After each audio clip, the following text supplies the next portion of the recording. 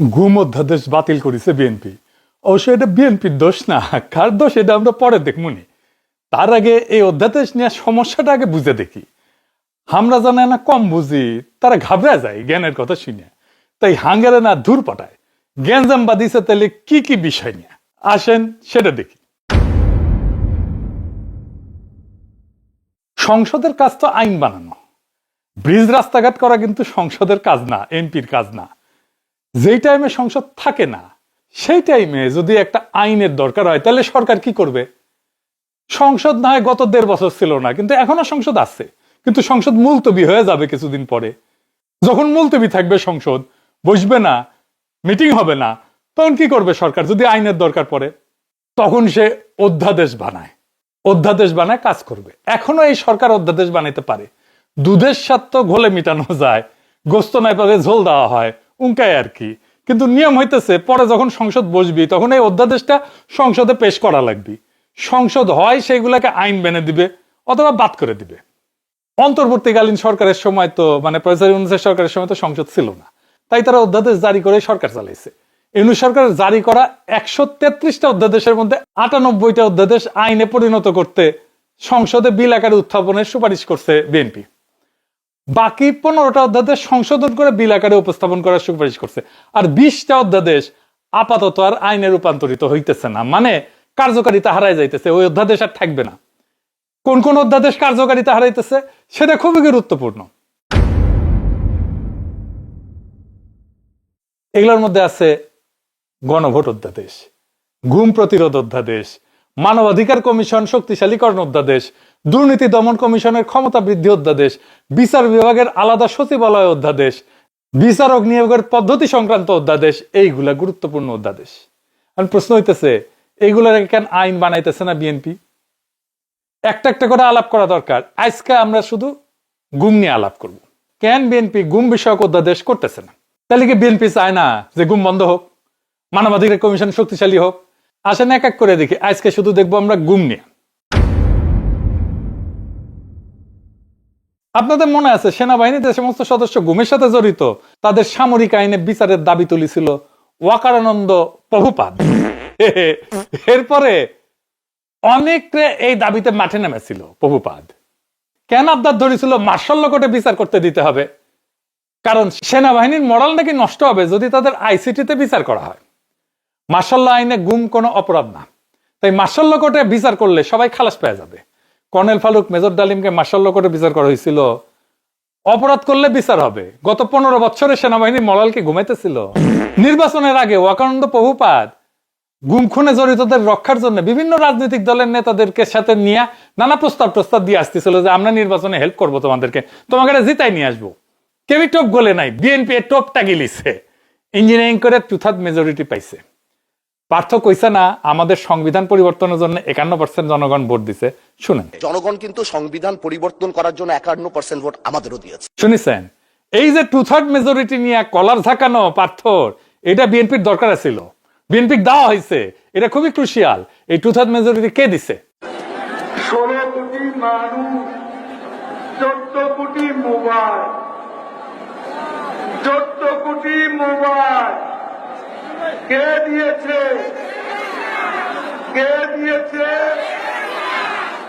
এটা দিয়েছে হাসিনা এস্টাবলিশমেন্ট। সে শুধু 16 কোটি মোবাইলই দেয় নাই, বিএনপির এই ক্ষমতাও দিছে। এই 2/3 মেজরিটি এটাই সিভিল মিলিটারি ব্যুরোক্রেসি দিছে। কেন দিছে? যেন যা খুশি বিএনপিকে দিয়ে করায় নেওয়া যায়। গুমের বিচারে সুপিরিয়র রেসপন্সিবিলিটি, তার ঊর্ধ্বতন কর্তৃপক্ষের দায়, যে গুম করবে তার কমান্ডারদেরকেও বিচারের আওতায় আনা হবে। এইটাই শুরু থেকে ওয়াকানন্দ প্রভুপাদের আপত্তি ছিল। তাই বিএনপি ক্ষমতায় আসার সাথে সাথে যে দাসখত লিখে দিয়ে আসছে তার মধ্যে সবচেয়ে গুরুত্বপূর্ণ ছিল গুম অধ্যাদেশ বাতিল করতে হবে। আমি বেনে করছি না। শিলং সালাউদ্দিন নিজেই কইছে যে পূর্বের অধ্যাদেশে সংজ্ঞাগত কিছু জটিলতা ছিল যা গুমের প্রকৃত নির্দেশদাতা শনাক্ত করা কঠিন করে তোলে। নির্দেশদাতা শনাক্ত করা কঠিন মানে কি? সুপিরিয়র রেসপন্সিবিলিটি ক্লজ, ঊর্ধ্বতনের দায়িত্ব, এটা কাজ করতেছিল, কমান্ডারদের ধরা যাইতেছিল, সেটাই সমস্যা। ওয়াকানন্দ প্রভুপাদেরও সমস্যা, শিলং সালাউদ্দিনেরও সমস্যা। সালাউদ্দিন নিজের মুখে কবুল করে দিচ্ছেন কেন বাতিল করলো এই গুম অধ্যাদেশ। এবার বুঝেছেন তো কার দোষ? হ্যাঁ, তুমি ছায়াবাজি পুতুল রূপে বানাইয়া মানুষ যেমনি নাচাও তেমনি নাচি, পুতুলের কি দোষ, বিএনপির কি দোষ, এটা ওয়াকানন্দ প্রভুপাদের দোষ। সে চাইছে, সেই নাচাইতেছে পিছন থেকে। সে নাকি নতুন করে এটা করবে ঘুমের। তো ওইটাতে ঘুমের সংজ্ঞা বদলাবে। কি সংজ্ঞা বদলাবে? জাতীয় নিরাপত্তার স্বার্থে আটক হইলে গুম না। তো হাসিনা কোন যুক্তিতে আটক রাখতো? জাতীয় নিরাপত্তার স্বার্থ দেখাই তো আটক রাখতো। এখন বিএনপি একই কাম করতে চায়, সেই লাইসেন্স চায়, তাহলে গুম প্রতিরোধ আইন করে লাভ কি?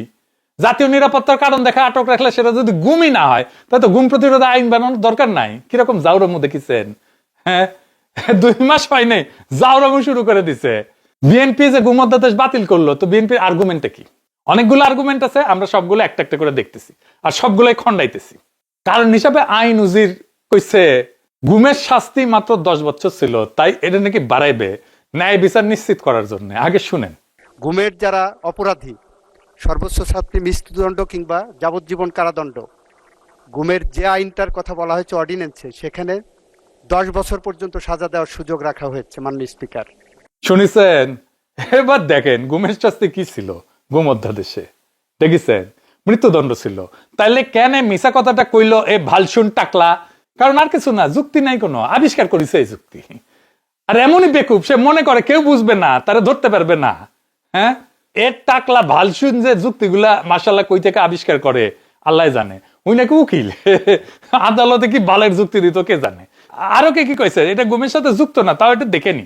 বিরোধী দলের সদস্যদের উদ্দেশ্য করে কইছে, আপনারা বলছে যে 72-এর সংবিধান মানেন না, অথচ এই সংসদ সদস্য হিসেবে শপথ নিয়েছেন ওই সংবিধানের আলোকেই। সংবিধান প্রেমী এসে গেছে। 72-এর সংবিধান হাসিনার চাইতে বেশি প্রেম 72-এর সংবিধানের সাথে।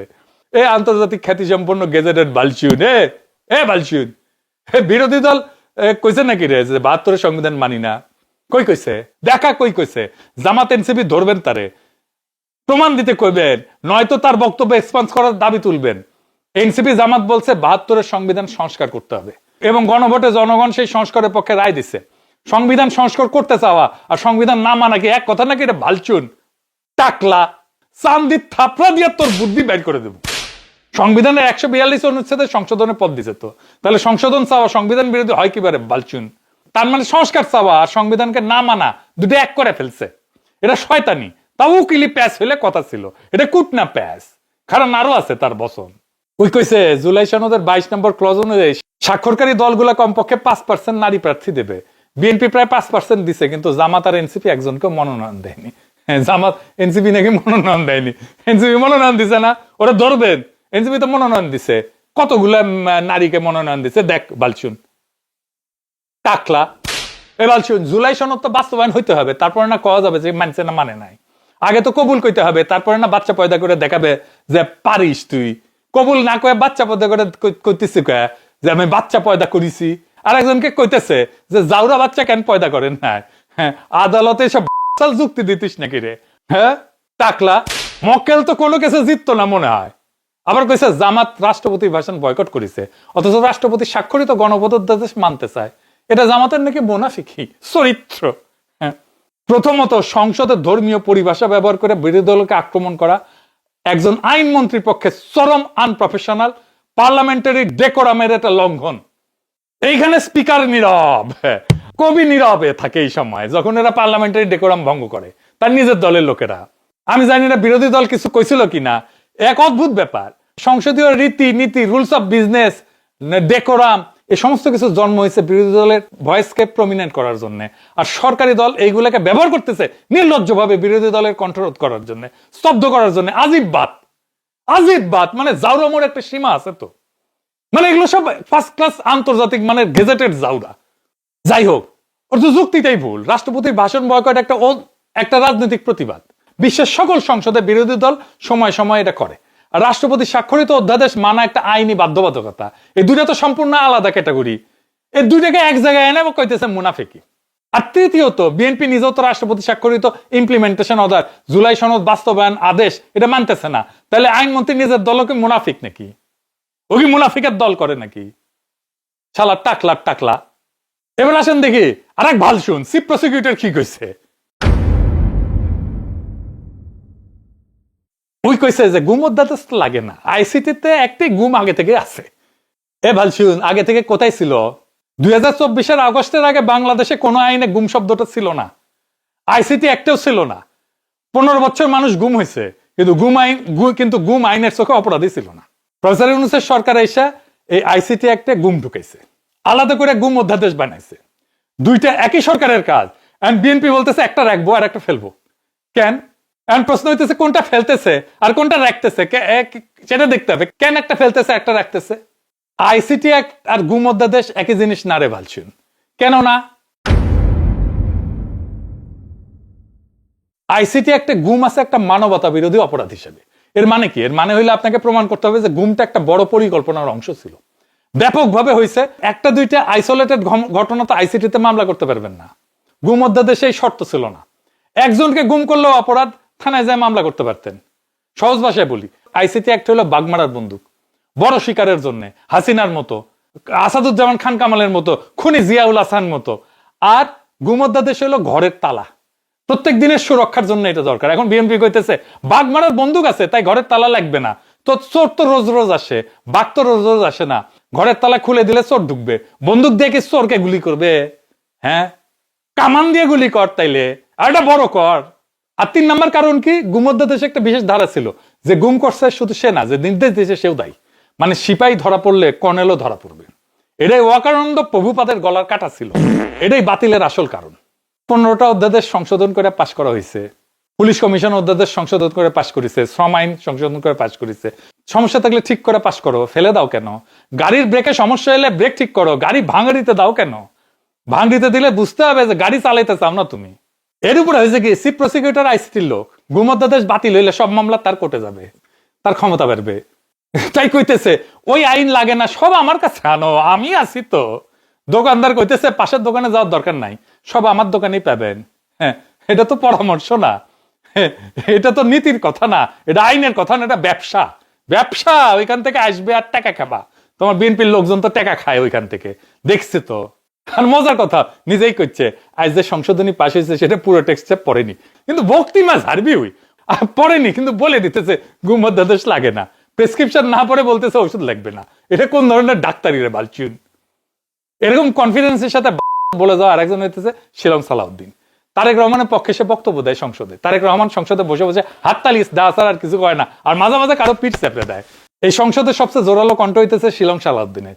তারেক রহমান বসে থাকে কিছু না বললা, কথা বলে শিলং সালাউদ্দিনের দিয়া। দেখেন, জনাব সালাউদ্দিন আহমদ সংসদ নেতার পক্ষে বক্তব্য রাখছেন। মাননীয় স্বরাষ্ট্রমন্ত্রী। মাননীয় স্পিকার, আপনাকে ধন্যবাদ। ইয়েস, মাননীয় স্পিকার, আমি মাননীয় সংসদ নেতার পক্ষে বক্তব্য রাখছি। মাননীয় সংসদ নেতা সর্বশেষে বক্তব্য রাখবেন কিনা সেটা তার প্রিরোগেটিভ, কেউ ডিকটেট করতে পারে না, এটাই বিধি। দেখেছেন?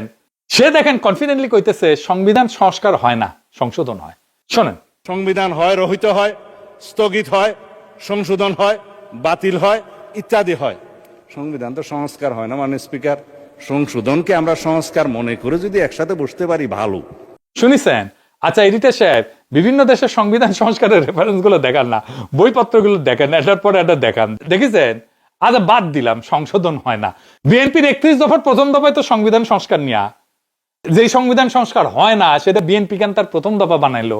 এবং অন্য সবকিছু বাদ দেন, নিজে যেটা দাবি করিচ্ছেন তাদের প্রথম প্রধান প্রতিশ্রুতি হিসেবে, সেটাই তার সেই দলের নেতা বলে এটা হয় না। মানে চিন্তা করিছেন কি রকম জাউরামু, পাবলিককে কিরকম বোকা ভাবে, মানে কতখানি অশ্রদ্ধা পাবলিকের ইন্টেলিজেন্সের উপরে। আচ্ছা আবার দেখেন আরেকটা জিনিস, কইছে রাষ্ট্রপতির আদেশ জারি করতে পারে না। সে নাকি রাষ্ট্রপতিরে কইছে আপনি কি আদেশ জারি করতে পারেন? সুপ্র নাকি কইছে আমি পারি না, আমাকে পারাচ্ছে। শুনেন, আমি মহামান্য রাষ্ট্রপতির সাথে তখন কথা বলেছিলাম যে মহামান্য রাষ্ট্রপতি, আপনি কি আদেশ জারি করতে পারেন? বলে আমি তো পারি না, কিন্তু আমাকে পারাচ্ছে। তা এখন শুনেছেন? এক বেকুব আর এক বেকুবকে জিজ্ঞেস করতেছে, সেটা শুনে সব বেকুব টেবিল চাপড়াইতেছে, টেবিলই চাপড়াইতেছে। সংবিধান করে তো বিএনপি ফেনা তুলে ফেললো। একজন হুক্কা হুয়া করিছে আর সবাই ক্যা হুয়া করিচ্ছে। এডিটর সাহেব আবার দেখান, এবার টেবিল চাপড়ানোর বদলে ক্যা হুয়া দিবেন, না হলে এদের লজ্জা হবে না সব কয়টা শিয়ালের বাচ্চা। আমি মহামান্য রাষ্ট্রপতির সাথে তখন কথা বলেছিলাম যে মহামান্য রাষ্ট্রপতি আপনি কি আদেশ জারি করতে পারেন? বলে আমি তো পারি না, কিন্তু আমাকে পারাচ্ছে।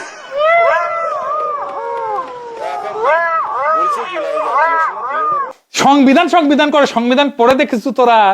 পড়ে তো দেখিস নাই। আসেন সংবিধানে দেখি রাষ্ট্রপতি আদেশ দিতে পারে কিনা। এ দেখেন সংবিধান কইছে, ইংরেজি যেহেতু কইছে তাহলে ঠিকই কইছে, তাই না? আমি বাংলা করে কইতেছে রাষ্ট্রপতির নামে প্রণীত আদেশসমূহ, ভালো করে দেখেছেন আদেশসমূহ, এইটা সে আন্ডারলাইন করে দেন। অন্যান্য চুক্তিপত্র কিরূপে সত্যায়িত বা প্রমাণীকৃত হবে রাষ্ট্রপতি তাহা বিধিসমূহ দ্বারা নির্ধারণ করিবেন, এবং অনুরূপভাবে সত্যায়িত বা প্রমাণীকৃত কোন আদেশ বা চুক্তিপত্র যথাযথ প্রণীত বা সম্পাদিত হয় নাই বলিয়া তাহার বৈধতা সম্পর্কে কোনো আদালতে প্রশ্ন করা যাইবে না। দেখি চাও রাষ্ট্রপতি আদেশ জারির ক্ষমতায় যদি না থাকে, তাহলে সংবিধানে রাষ্ট্রপতির নামে প্রণীত আদেশ সমূহ এই কথা লেখা থাকে কিভাবে? কেমনে থাকে? হ্যাঁ, উল্টা পাল্টা যা খুশি কইতেছে, আর সবাই টেবিল চাপড়াইতেছে। কোন কিসিমের বেকুব হইলে এই কাজ করে? এখানে আরো যুক্তি আছে। শিলং সালাউদ্দিন কইছে যে 7 এপ্রিল 73-এর পরে রাষ্ট্রপতির অর্ডার জারির ক্ষমতা শেষ। আর্টিকেল 152 অনুসারে একটা হচ্ছে ল, আরেকটা হচ্ছে এক্সিস্টিং লস। আইন এবং প্রচলিত আইন দুই জায়গাতেই আদেশ হচ্ছে বৈধ আইন। অন্যান্য প্রথা, রুলস সবকিছু বৈধ আইন, আদেশও আইন।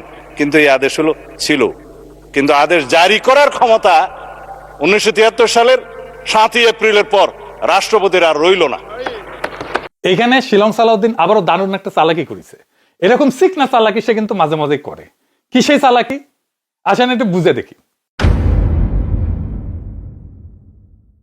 রাষ্ট্রপতির 2 ধরনের ক্ষমতা আছে। 1 নম্বর আইন বানানোর ক্ষমতা, যেটা অধ্যাদেশ দিয়ে করে। 2 নম্বর সরকার চালানোর ক্ষমতা। তার মানে আইন বানানোর ক্ষমতা, সরকার চালানোর ক্ষমতা। 71 থেকে 73 পর্যন্ত বাংলাদেশে কোনো সংসদ ছিল না। তখন রাষ্ট্রপতি নিজেই আইন বানাতো। এগুলোকে বলা হয় প্রেসিডেন্টস অর্ডার। 73 সালে প্রথম সংসদ বসার পরে এই ক্ষমতা শেষ হয়ে যায়, কারণ এখন তো সংসদ আছে। আইন বানাবে সংসদ, রাষ্ট্রপতি না। কিন্তু সরকার চালানোর ক্ষমতা তো শেষ হয়নি। সংবিধান নিজেই বলছে বাংলাদেশের সকল নির্বাহী কাজ রাষ্ট্রপতির নামে হয়। রাষ্ট্রপতি প্রতিনিয়ত এক্সিকিউটিভ অর্ডার দেয়, নোটিফিকেশন জারি করে, ডাইরেক্টিভ দেয়। এটা তার সাংবিধানিক ক্ষমতা। এইটা 1973-এ শেষ হয়নি, 2026-এও শেষ হয়নি। ওই ভালসুন রাষ্ট্রপতি হয়েছে তো হাসিনার পাস হইয়া, হাসিনারে কদম বসি কইরা, ও কি জানবে? শিলং সালাউদ্দিন কি করছে? এই 2টা ক্ষমতাকে ইচ্ছাকৃতভাবে গুলাই দিছে। ও বলতেছে 73-এর পর রাষ্ট্রপতির অর্ডার জারির ক্ষমতা শেষ। শুনে মনে হয় রাষ্ট্রপতি কোনো আদেশই দিতে পারে না, কিন্তু আসল কথা হলো আইন বানানোর বিশেষ ক্ষমতা শেষ হয়েছে, সরকার চালানোর ক্ষমতা শেষ হয়নি। কিন্তু আইন বানানোর সেই বিশেষ ক্ষমতা আবার ফিরে আসছে তত্ত্বাবধায়ক সরকারের আমলে, অধ্যাদেশের মাধ্যমে। জুলাই সনদ বাস্তবায়ন আদেশ কি করছে? এটা নতুন কোনো আইন বানায়নি। এটা একটা এক্সিকিউটিভ ডাইরেক্টিভ, যেখানে বলা হয়েছে গণভোট কিভাবে হবে, ফলাফলের পর কি হবে, কনস্টিটিউশন রিফর্ম কাউন্সিল কিভাবে গঠিত হবে। এটা সরকার পরিচালনার অংশ, আইন প্রণয়ন না। এটা সহজ উদাহরণ দিই। ধরেন আপনার বাড়িতে বাবা আছে, বাবার 2টা কাজ, পরিবারের নিয়ম বানানো আর পরিবার চালানো। এখন ছেলে বড় হয়ে গেলে বাবা হয়তো বলবে নিয়ম এখন থেকে সবাই মিলে বানাবো। কিন্তু তার মানে কি বাবা পরিবার চালানো বন্ধ করে দিছে? বাজার করবেন না, স্কুলে ভর্তির ফর্ম সাইন করবেন না? অবশ্যই করবেন। উইল বানাবেন না, সম্পত্তি লিখে দেবেন না, কারণ সেটা তার নির্বাহী দায়িত্ব। তো ঠিক তেমনি 1973-এর পর রাষ্ট্রপতি আর একা আইন বানাইতে পারে না, সেটা সত্য। কিন্তু রাষ্ট্রপতি সরকারের প্রধান নির্বাহী হিসেবে আদেশ জারি করতে পারে, সেটাও সত্য। শিলং সালাউদ্দিন প্রথম সত্যটা বলে দ্বিতীয় সত্যটা লুকাইতেছে। সবচেয়ে বড় কথা, এই একই রাষ্ট্রপতি এই একই সময় 133টা অধ্যাদেশ জারি করছে। সেগুলোর 98টা বিএনপি সরকার আইনে পরিণত করছে। তার মানে বিএনপি মানছে যে রাষ্ট্রপতির ক্ষমতা ছিল, কিন্তু একই রাষ্ট্রপতি যখন ইমপ্লিমেন্টেশন অর্ডার জারি করে তখন বলে তার ক্ষমতা ছিল না। কি চমৎকার! একই মানুষের ক্ষমতা 98 বার আছে আর একবার নাই। এটা কোনো আইনি যুক্তি? এটা হচ্ছে রাজনৈতিক সুবিধাবাদ, এটা হচ্ছে চালাকি, এটা হচ্ছে জনগণের সাথে চালাকি, এটা নির্লজ্জ প্রতারণা। এই কইছে জুলাই সনদ বাস্তবায়নের যে রাষ্ট্রপতির অর্ডার, সেটা পুংলিঙ্গ নাকি স্ত্রীলিঙ্গ, ওটা নাকি বুঝতে পারতেছে না শিলং সালাউদ্দিন। সাহেব কাছে আসেন, কয়া দিতেছি। কেমনে দেখবেন? আগে কাছে আসেন না। হ্যাঁ, আচ্ছা ঠিক আছে, থাক, মুরব্বী মানুষ, বেদবি হয়ে যাবে। আচ্ছা, যুক্তি দিয়ে বুঝাই দিতেছি। সালাউদ্দিন সাহেব কইছে জুলাই সনদ বাস্তবায়ন আদেশটা অধ্যাদেশও না, আইনও না, তাই এটার কোনো আইনি মর্যাদা নাই। এটা শুনতে যুক্তিসঙ্গত মনে হয়, কিন্তু এখানে একটা বড় চালাকি আছে। সালাউদ্দিন এমন ভাবে বলতেছে যেন পৃথিবীতে শুধু 3টা জিনিস আছে, হয় আইন, নয় অধ্যাদেশ, নয় তো শূন্য, মাঝখানে আর কিছু নাই। এই 3টার কোনোটা যেটা না, সেটা আবর্জনা। এটা সত্য না। একটা দেশ চালাইতে শুধু আইন আর অধ্যাদেশ দিয়ে হয় না। প্রত্যেকদিন সরকার চালাইতে রাষ্ট্রপতি এক্সিকিউটিভ অর্ডার দেয়। নোটিফিকেশন জারি করে, গেজেট নোটিফিকেশন প্রকাশ করে, ডাইরেক্টিভ দেয়, রুল বানায়, এর কোনোটাই আইন না, অধ্যাদেশও না। কিন্তু সবগুলোরই আইনি মর্যাদা আছে। কেউ বলে না যে এটাতে এক না, তাই মানব না। এমনকি রাষ্ট্রপতির আনুষ্ঠানিক ইচ্ছা বা আকাঙ্ক্ষা প্রকাশও একটা এক্সিকিউটিভ ডাইরেক্টিভ হিসেবে কাজ করতে পারে। সংবিধানের 48 অনুচ্ছেদ অনুযায়ী বাংলাদেশের সকল নির্বাহী কাজ রাষ্ট্রপতির নামে পরিচালিত হয়। রাষ্ট্রপতি যখন অনানুষ্ঠানিকভাবে কোনো বিষয়ে তার ইচ্ছা বা অভিপ্রায় ব্যক্ত করে, সেটা একটা সাধারণ মানুষের ইচ্ছা না, এটা রাষ্ট্রপ্রধানের সাংবিধানিক অবস্থান থেকে আসা নির্দেশনা। আপনারাই তো চুপ্পুর সাংবিধানিক অবস্থান নিয়ে হইচই বাঁধাইছেন, এখন মানতে চান না কেন? এটা ব্রিটিশ সাংবিধানিক ঐতিহ্যে এটাকে বলা হয় royal pleasure, at his or her majesty's pleasure, রাজার ইচ্ছাই নির্দেশ। বাংলাদেশের সংবিধানে একই কাঠামোতে তৈরি, রাষ্ট্রপতির আনুষ্ঠানিক অভিপ্রায় এক্সিকিউটিভ অ্যাকশনের ভিত্তি। ইন্ডিয়ান সংবিধানেও during the pleasure of the president এই ধারণাটা সরাসরি আছে, এবং ভারতীয় এবং বাংলাদেশি সাংবিধানিক ঐতিহ্য একই উৎস থেকে আসা। সেজন্যই তো এই সংবিধান এত পছন্দ। এই সংবিধানই মানেন, আমরাই মানাই দিচ্ছি, আমরা বুঝে দিচ্ছি, ওর মধ্যেই আছে সমস্ত হিসাব কিতাব। তাহলে ব্যাপারটা কি দাঁড়ায়? রাষ্ট্রপতি শুধু যদি মুখে বলে যে আমি এটা চাই, সেটাও যদি আনুষ্ঠানিক প্রেক্ষাপটে হয়, তাহলে সেটা একটা ডাইরেক্টিভ। আর যদি জুলাই সনদ বাস্তবায়ন, তো মুখে বলা না, এটা লিখিত, গেজেটে প্রকাশিত, আনুষ্ঠানিকভাবে জারিকৃত একটা ইনস্ট্রুমেন্ট, তাইলে রাষ্ট্রপতির ইচ্ছা প্রকাশী ডাইরেক্টিভ হইতে পারে। তাইলে তার আনুষ্ঠানিকভাবে জারি করা লিখিত আদেশ কেন ডাইরেক্টিভ হবে না? একটা সহজ উদাহরণ দিই। ধরেন আপনি একটা অফিসে কাজ করেন, বস 3 ধরনের কাজ করতে পারে। চাকরির নিয়োগপত্র দিতে পারে, অফিসে পলিসি বানাইতে পারে, আর দৈনন্দিন নির্দেশনা দিতে পারে। এমনকি বস যদি মিটিং এ বলে আমি চাই পরের কোয়ার্টারে এই প্রজেক্ট শেষ হোক, সেটাও একটা ডাইরেক্টিভ। কেউ বলে না বস এটা তো লিখিত পলিসি দেন নেই, তাই মানবো না। বসের আনুষ্ঠানিক ইচ্ছা প্রকাশই যথেষ্ট। এখন বসের ইচ্ছা প্রকাশ করলেই যদি সেটা ডাইরেক্টিভ হয়, তাহলে বসের একটা আনুষ্ঠানিক মেমো সহ লিখে সই করে সবাইকে পাঠায় যদি বলে এটা এই কাজ এইভাবে হবে, তাহলে সেটা তো আরো শক্তিশালী ডাইরেক্টিভ। কেউ কেউ বলবে এটা তো নিয়োগপত্রও না, পলিসিও না, তাই মানবো না। অবশ্যই না, কারণ বসের কাছ থেকে আসছে, বসের অথরিটি আছে এবং তার দায়িত্বের মধ্যেই পড়ে। এটা নাম কি সেটা গুরুত্বপূর্ণ না, কার কাছ থেকে আসছে এবং তার ক্ষমতা আছে কিনা ওইটা সাইন করার, সেটা গুরুত্বপূর্ণ। জুলাই সনদ বাস্তবায়ন আদেশটা ঠিক এই জায়গায় পড়ে। এটা অ্যাক্ট না, কারণ সংসদ তখন ছিল না। এটা অর্ডিন্যান্স না, এটাকে সেই ফরম্যাটে জারি করা হয়নি। এটা একটা এক্সিকিউটিভ ইনস্ট্রুমেন্ট, রাষ্ট্রপতি তার নির্বাহী ক্ষমতায় সরকারের পরামর্শে রাষ্ট্র পরিচালনার অংশ হিসেবে জারি করছে। রাষ্ট্রপতির ইচ্ছা প্রকাশী যখন ডাইরেক্টিভ, তখন তার আনুষ্ঠানিকভাবে জারি করা গেজেটে প্রকাশিত লিখিত আদেশ, এটা তো অনেক বেশি শক্তিশালী ইনস্ট্রুমেন্ট। সালাউদ্দিন যখন বলে এটা অধ্যাদেশও না, আইনও না, তখন আসলে বলতেছে রাষ্ট্রপতির নির্বাহী ক্ষমতা বলে কিছু নাই, রাষ্ট্রপতির ইচ্ছা অভিপ্রায় নির্দেশনা কোনটারই মূল্য নাই, যদি না সেটা আইন বা অধ্যাদেশ নামে আসে। এটা সংবিধানের এক্সিকিউটিভ পাওয়ার ফ্রেমওয়ার্ককে অস্বীকার করে। সবচেয়ে মজার কথা, এই একই রাষ্ট্রপতি একই সময় নির্বাচন কমিশনকে নির্বাচন পরিচালনার নির্দেশ দিচ্ছেন। সেটা কি অ্যাক্ট ছিল না অর্ডিন্যান্স ছিল? সেটা তো এক্সিকিউটিভ ডাইরেক্টিভ ছিল, কিন্তু সেই ডাইরেক্টিভ মেনে নির্বাচন হয়েছে। সেই নির্বাচনে সালাউদ্দিন সাহেব সংসদ সদস্য হয়েছে। রাষ্ট্রপতির ইচ্ছায় নির্বাচন হইলে সমস্যা নাই, কিন্তু রাষ্ট্রপতির আনুষ্ঠানিক আদেশে গণভোটের ব্যবস্থা হইলে সেটা হঠাৎ শূন্য হয়ে যায়। একই ক্ষমতা, একই রাষ্ট্রপতি, একই সময়কাল, কিন্তু একটা মানবেন আর একটা মানবেন না। এটা কোনো আইনি যুক্তি না, এটা হইতেছে প্রতারণা, জনগণের সাথে প্রতারণা। জুলাই আগস্টে আমাদের সন্তানেরা রাস্তায় নামলো, গুলি খেলো, মরলো কেন? যাতে আর কেউ কোনোদিন কাউকে রাতের অন্ধকারে তুলে নিয়ে যেতে না পারে।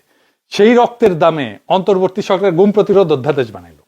শুধু গুমকারীকে না, যে গুমের নির্দেশ দিচ্ছে সেই কমান্ডারকেও বিচারের আওতায় আনার বিধান করলো, সুপিরিয়র রেসপন্সিবিলিটি দিল। এইটাই ছিল আসল ক্ষমতা এই অধ্যাদেশে। এবং ঠিক এটাই সহ্য হইল না। কার সহ্য হইল না? যারা গত 15 বছর গুম করছে তাদের, যারা নির্দেশ দিছে তাদের। ওয়াকারানন্দ মাঠে নামাইলো, মার্শাল ল কোর্টে বিচার চাই কেন?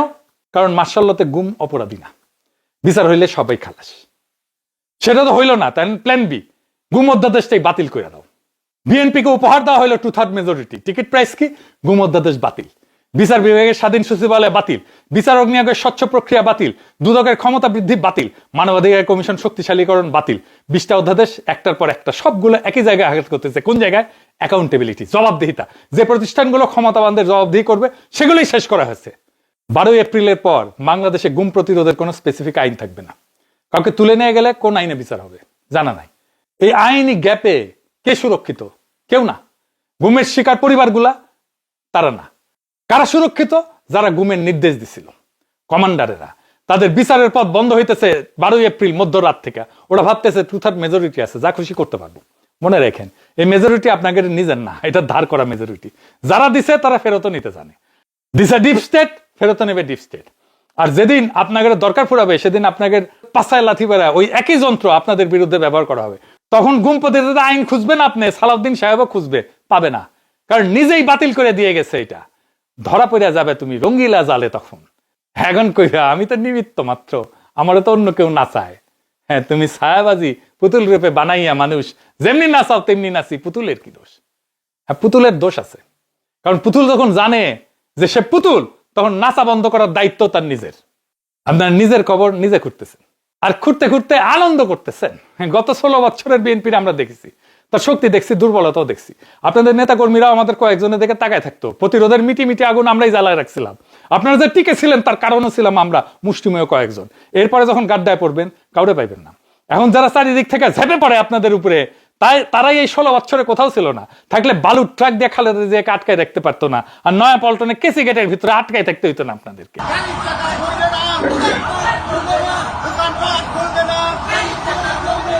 জুলাই তার অসমাপ্ত কর্তব্য সম্পন্ন করবে। এই জুলাইকে যে বা যারা বাধা দেবে, তারাই ইতিহাসে রাস্তা করে নিক্ষিপ্ত হবে। আর আওয়ামী লীগের মতোই লজ্জাজনক গ্লানিময় পতন হবে। জনতার আকাঙ্ক্ষাকে হাত দিয়া বৃথায় ঠেকানোর চেষ্টা করেন না। হাত দিয়ে বলো সূর্যের আলো রুধিতে পারে কি কেউ?